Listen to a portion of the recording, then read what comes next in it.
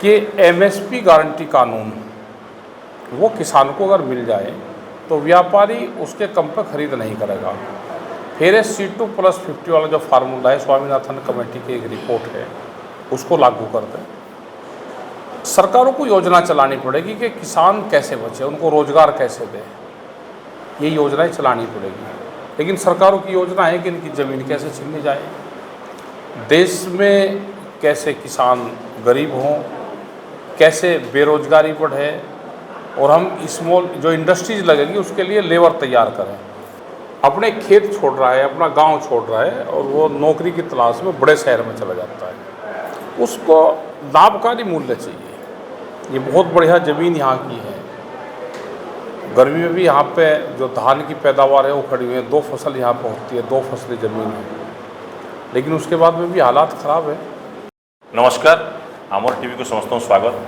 आमर से आज पहुँचीन बरगढ़ जिले बरगढ़ माटी राष्ट्रीय दल नेता राकेश टिकैत ताकन जानमा जे चाषी आंदोलन में जोग देते, पंचायत रे जोग देते, महापंचायत रे बरगढ़ के नेगिरी चाषी के नेगिरी ओडिशा राजनीति, केंद्र राजनीति और चाषी भविष्य काण अच्छी ताकि नेगिरी पचरामा।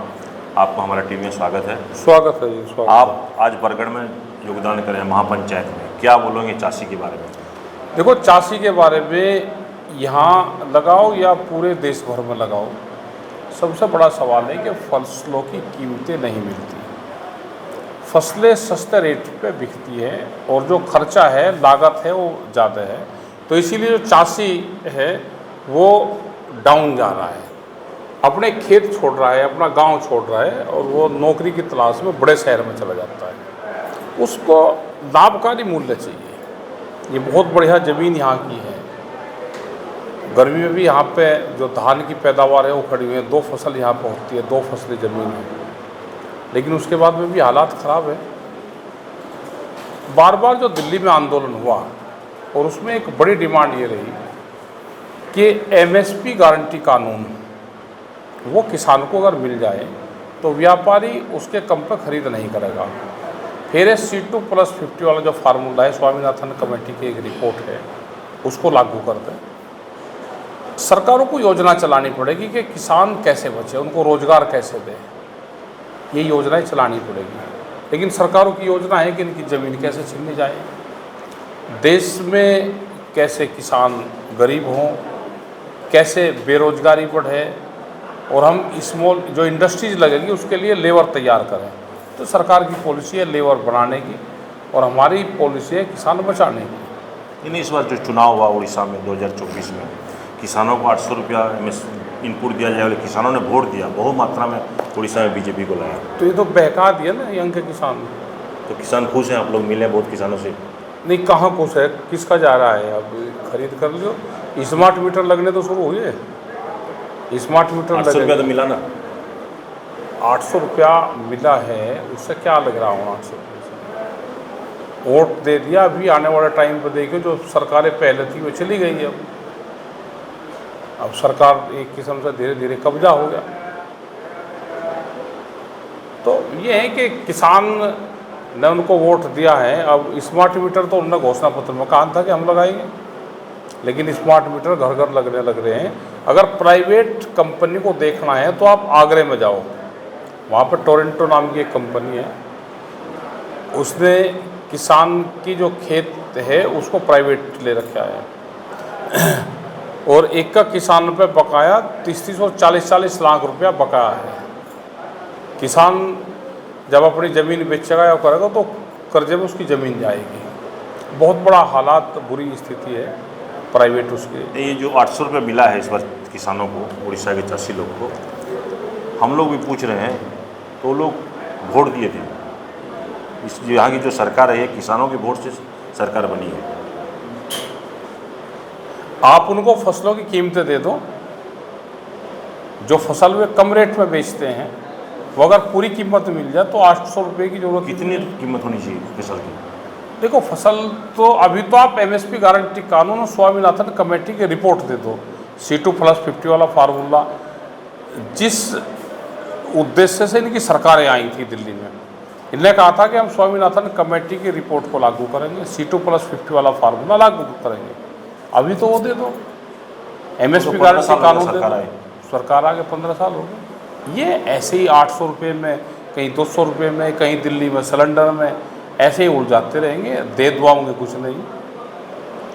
ये तो बिहार लगा लो ना, बिहार में 800 रुपये क्विंटल, 800 से 1200 रुपये पर क्विंटल धान की खरीद होती है वहाँ। सीधा किसान को वहाँ पे 1000 रुपये से ज़्यादा का नुकसान है पर क्विंटल। तो आपके नज़रिए से बीजेडी जो गवर्नमेंट थी वो ठीक थी कि अभी जो देखो, पॉलिसी तो सबकी एक ही है। हम किसी पार्टी से उससे खुश नहीं कि वो ठीक थी या ये ठीक है। ये तो कंपटीशन में किसान उससे भी उब गया था, तो भाई इनको देख लो।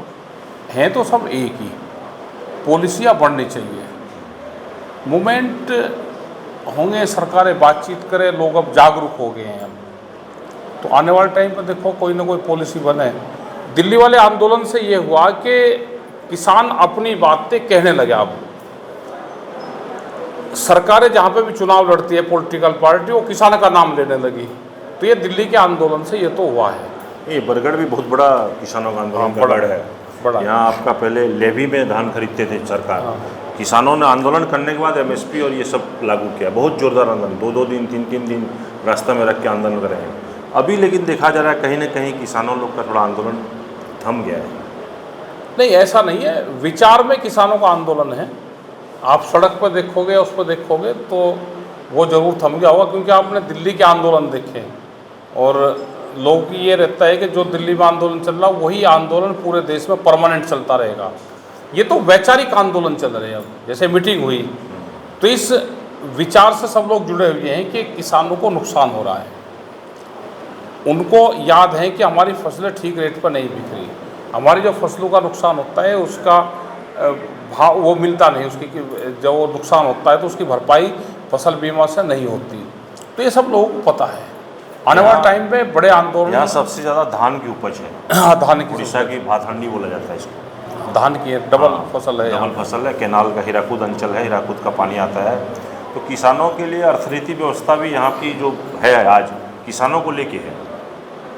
कुछ जगह यहाँ पे पानी की भी समस्या है, कुछ ब्लॉक डार्क जोन में है यहाँ पे और वहाँ तक पानी नहीं जा रहा, अणसिंचित जल, तो उनकी भी समस्या है। लेकिन जहाँ पे सिंचित भूमि है उनकी फसलों की कीमतें मिले और हरी भरी क्षेत्र है, बहुत वेजिटेबल्स बहुत बढ़िया क्वालिटी का यहाँ पर होता है, अच्छी मार्केटिंग हो, सरकार कुछ फैसिलिटी दे तो यहाँ से बाहर भी जा सकता है। आप क्या बोलना चाहें किसानों को? क्या किसानों को तो इकट्ठा होना पड़ेगा।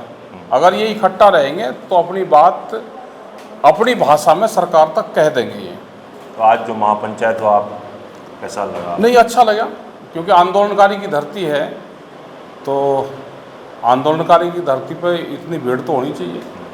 आप लोग भी जब आंदोलन कर रहे थे दिल्ली में, हमारे यहाँ से बहुत लीडर गए थे, बहुत किसान गए, यहाँ से लोग जाते रहे वहाँ पर और पूरे देश भर से किसान वहाँ पे गया है।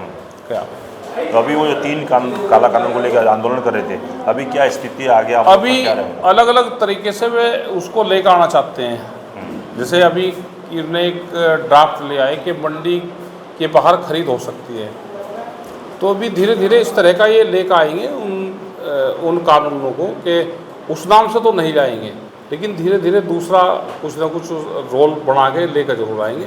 हमको सबको सचेत रहने की ज़रूरत है। और यहाँ से माइनिंग का है बड़ा काम यहाँ पे खेल, वो चाहे कोल्स माइन हो या दूसरा कोई भी माइनिंग हो।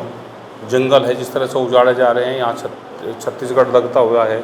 आप क्या बोलना चाहेंगे, कैसा रोक सकेंगे किसान लोग? देखो, मूवमेंट होगा और कुछ संगठन आगे आएंगे। वो जो पुराने संगठन, जैसे हमारा महिलाओं का संगठन चल रहा है, ये पुराने संगठन जिनको बहुत तजर्बे हैं, इनको आगे आना पड़ेगा और नई जनरेशन को तैयार करना पड़ेगा। तो उसके लिए मेहनत करना पड़ेगा। उसके लिए मेहनत करनी पड़ेगी सबको। अपना जंगल अपना आंदोलन, ये नारे के साथ में आगे जाना पड़ेगा। तो आप लोग की लड़ाई जारी रहेगी? हमारी तो जारी है, हम देश के किसानों के साथ में। पहले क्या था, दूसरा गवर्नमेंट था तो थोड़ा बहुत टसल रहता था। अभी डबल इंजन हो जाने के बाद उड़ीसा में थोड़ा बहुत ज़्यादा भयंकर वातावरण है। अभी देखो आने वाले टाइम पे क्या होता है। संघर्ष तो एक बार देश में होगा, संघर्ष और आंदोलन देश में होंगे। फिर वैसा जोरदार आंदोलन होगा जैसा बिल्कुल होगा, कुछ ऐसा प्रयास चल रहा है। बिल्कुल होगा। जैसे जैसे ज़रूरत बढ़ती चले जाएगी तो आंदोलन होंगे, क्योंकि वैचारिक रूप से आंदोलन चले हुए हैं। इस आंदोलन को फिजिकल रूप में कब तब्दील हो जाए टाइम बताएगा। तो फिजिकल में दरकार की ऐसे भी चलते है जी। फिजिकल आंदोलन भी दरकार क्या, लड़ाई? फिजिकल का ये अभी तो ये विचार से बात चल रही है। फिजिकल ये है कि मूवमेंट में हिस्सा लेना, वहाँ जाके धरने में बैठना। जहाँ शुणुले आमको कहते टिकेत आज्ञा जे आंदोलन जरूरी अच्छे, जेहेतु चाषी को पहुँचवार जे प्राप्त पाइबार अच्छे बेले बहुत बहुत धन्यवाद। धन्यवाद साहब, धन्यवाद।